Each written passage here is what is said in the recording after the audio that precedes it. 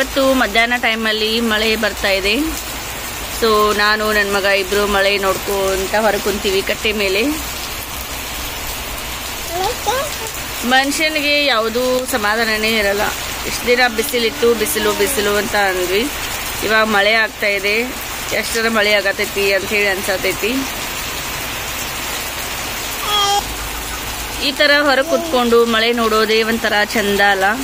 ನನಗಂತೂ ಮಳೆ ಬರ್ತಾ ಇದ್ರೆ ಅದು ನೋಡ್ಕೊಂತ ಕೂತ್ಕೊಂಡ್ಬಿಡ್ತೀನಿ ಹೊರಗೆ. ನನ್ನ ಮಗನು ಸೇಮ್ ನನ್ಗತೇನು, ನನ್ನ ಮಗನಿಗೂ ಮಳೆ ನೋಡೋದಂದ್ರೇ ಇಷ್ಟ. ಅವನು ನನ್ನ ಜೊತೆ ಮಳೆ ನೋಡ್ಕೊಂತ ಹೊರಗೆ ಕುಂತಿದ್ದಾನೆ ಕಟ್ಟೆ ಮೇಲೆ. ಅವನು ನನ್ನ ಮೇಲೆ ಕೂತಿದ್ದಾನೆ. ಅವನಿಗೂ ಮಳೆ ನೋಡೋದಂದ್ರೆ ಇಷ್ಟ, ನನಗೂ ಮಳೆ ನೋಡೋದಂದ್ರೆ ಇಷ್ಟ ಅಲ್ಲ ಬಂಗಾರ? You like rain? Do you like rain? Yeah yes ಅಂತೆ.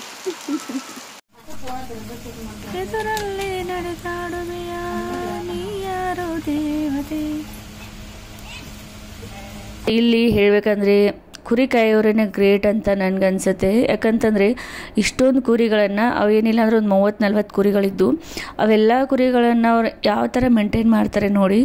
ಎಲ್ಲನೂ ಒಂದೇ ಕಡೆಗೆ ಕರ್ಕೊಂಡು ಹೋಗ್ತಾರೆ, ಒಂದೇ ಕಡೆಗೆ ಕರ್ಕೊಂಬರ್ತಾರೆ. ಎಷ್ಟು ಚೆಂದಾಗಿ ಅವರೆಲ್ಲ ಮೇಂಟೈನ್ ಮಾಡ್ತಾರೆ. ನಮಗೆ 1-2 ಇರುವಂಥ ಮಕ್ಕಳನ್ನೇ ಮೇಂಟೈನ್ ಮಾಡೋದಕ್ಕಾಗಲ್ಲ. ನನಗೆ ನನ್ನ ಮಗನೇ ಮೇಂಟೈನ್ ಮಾಡೋಕ್ಕಾಗ್ತಾಯಿಲ್ಲ ನಿಜ ಹೇಳಬೇಕಂದ್ರೆ. ಅಂಥದ್ರಲ್ಲೇ ಇವರು ಮಾತು ಬರದೇ ಇರುವಂಥ ಪ್ರಾಣಿಗಳನ್ನು ಎಷ್ಟು ಚೆನ್ನಾಗಿ ಮೇಂಟೈನ್ ಮಾಡ್ತಾರೆ. ನಿಜಕ್ಕೂ ಅವರು ಗ್ರೇಟ್ ಅಲ್ವಾ? ಹೊರಗೆ ಫುಲ್ ಜೋರು ಮಳೆ ಬರತೈತಿ.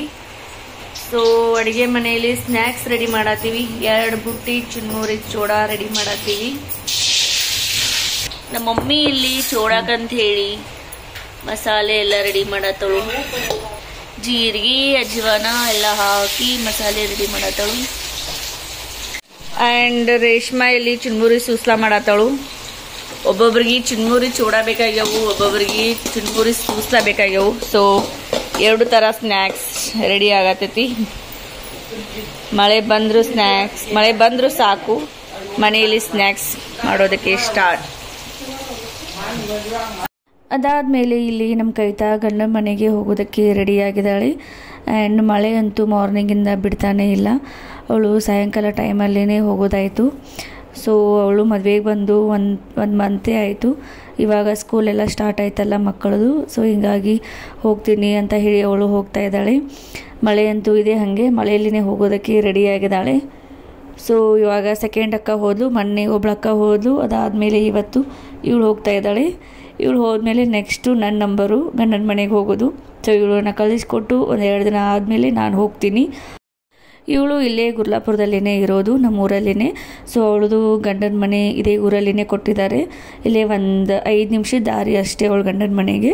ಸೊ ಮಳೆ ಬರ್ತಾ ಇತ್ತಲ್ಲ, ಆಮೇಲೆ ಲಗೇಜು ಜಾಸ್ತಿ ಇತ್ತು, ಮಕ್ಕಳು ಇದ್ದರು ಅಂತ ಹೇಳಿ ಕಾರಲ್ಲೇ ಹೋಗ್ತಾ ಇದ್ಲು ಅವಳು. ಮೊದಲು ಒಬ್ಬಳು ಅಕ್ಕ ಹೋದ್ಲಲ್ಲ, ಅವಳು ಅದೇ ಊರಲ್ಲೇ ಕೊಟ್ಟಿದ್ದಾರೆ, ಗುರ್ಲಾಪುರದಲ್ಲೇ ನಮ್ಮ ಇದ್ದೂರಲ್ಲೇ ಕೊಟ್ಟಿದ್ದಾರೆ. ಸೊ ಇವಳು ಇದ್ದೂರಲ್ಲೇ ಕೊಟ್ಟಿದ್ದಾರೆ. ಇವರಿಬ್ರು ನಮ್ಮೂರಲ್ಲೇ ಗಂಡನ ಮನೆ, ಅದೇ ಊರಲ್ಲೇ ತವ್ರ ಮನೆ 2 ಆಗಿದೆ. ಆ್ಯಂಡ್ ಇಲ್ಲಿ ನಮ್ಮ ಪಯ್ಯ ಚಿಕ್ಕಿ ಏನು ಮಾಡ್ತಿದ್ದಾಳೆ ಅಂದರೆ, ನಮ್ಮ ರೇಷ್ಮಾ ಆ್ಯಂಡ್ ಪಯ್ಯ ಚಿಕ್ಕಿ ಇಬ್ಬರು ಕೂಡ್ಕೊಂಡು ನನ್ನ ಮಗನ ರಾಘವೇಂದ್ರ ಸ್ವಾಮಿನ ಮಾಡ್ತೀವಿ, ಒಂದು ಫೋಟೋ ಶೂಟ್ ಮಾಡೋಣ ಅಂತ ಹೇಳಿ ಪ್ಲ್ಯಾನ್ ಮಾಡ್ಕೊಂಡಿದ್ರು. ಸೊ ಹೀಗಾಗಿ ರಾಘವೇಂದ್ರ ಸ್ವಾಮಿನ ಮಾಡೋದಕ್ಕೆ ಅಂತ ಹೇಳಿ ಎಲ್ಲವನ್ನ ರೆಡಿ ಮಾಡ್ಕೊಳ್ತಾ ಇದ್ದಾರೆ. ಇಲ್ಲಿ ಗಂಧ ಇರಲಿಲ್ಲ. ಸೊ ಹೀಗಾಗಿ ವಿಭೂತಿಲೇನೆ ಸ್ವಲ್ಪ ಅರಿಶಿನ ಪುಡಿ ಹಾಕಿ ಅದನ್ನೇ ಗಂಧದ ಥರ ಮಾಡ್ಕೊಂಡ್ವಿ. ಇದನ್ನ ನಮ್ಮಮ್ಮ ಐಡಿಯಾ ಕೊಟ್ಟರು. ಗಂಧ ಇಲ್ಲ ಏನು ಮಾಡೋದು ಅಂತ ಅಂದಾಗ ನಮ್ಮಮ್ಮ ಏನು ಮಾಡಿದರು, ವಿಭೂತಿಲೇನೆ ಸ್ವಲ್ಪ ಅರಿಶಿನ ಪುಡಿ ಹಾಕಿ ಅದೇ ಗಂಧದ ಥರ ಆಗುತ್ತೆ ಅಂತ ಹೇಳಿದರು. ಸೊ ಹೀಗಾಗಿ ನಮ್ಮ ರೇಷ್ಮಾ ಅದನ್ನ ಮಾಡೋದಕ್ಕೆ ಸ್ಟಾರ್ಟ್ ಮಾಡಿಕೊಂಡ್ರು. ಆಮೇಲೆ ನಮ್ಮ ಪಯ್ಯ ಚಿಕ್ಕಿನೂ ಅವಳು ರಾಘವೇಂದ್ರ ಸ್ವಾಮಿನ ಮಾಡೋದಕ್ಕೆ ಅಂತ ಹೇಳಿ ಎಲ್ಲ ಡ್ರೆಸ್ಸು ಎಲ್ಲನೂ ರೆಡಿ ಮಾಡಿಟ್ಕೊಂಡಿದ್ದಾಳೆ.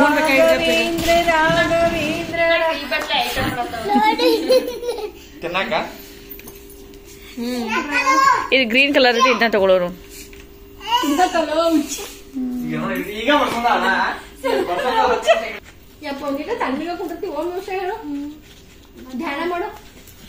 ಇಲ್ಲಿ ಆ್ಯಕ್ಚುಲಿ ನಮ್ಮ ರಶ್ಮಿ ರಾಘವೇಂದ್ರ ಸ್ವಾಮಿದು ಭಕ್ತಿ ಅವಳು.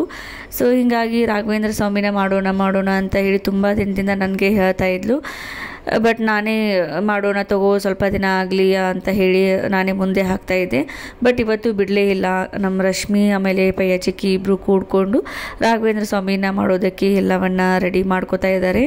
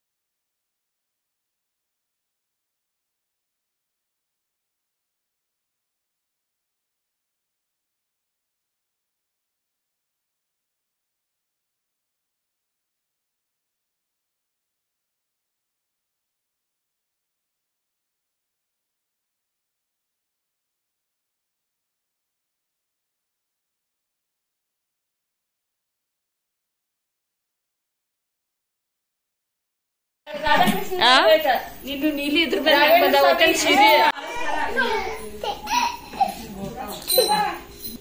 ಕರ್ಕಿ ಪಾಟ್ ಅದ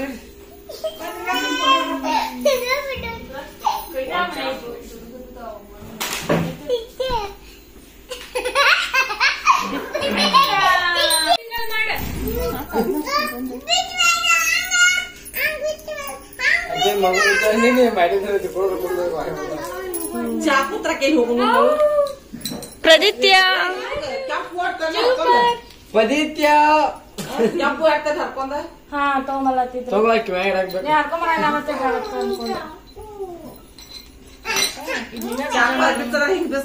ಇದ್ರ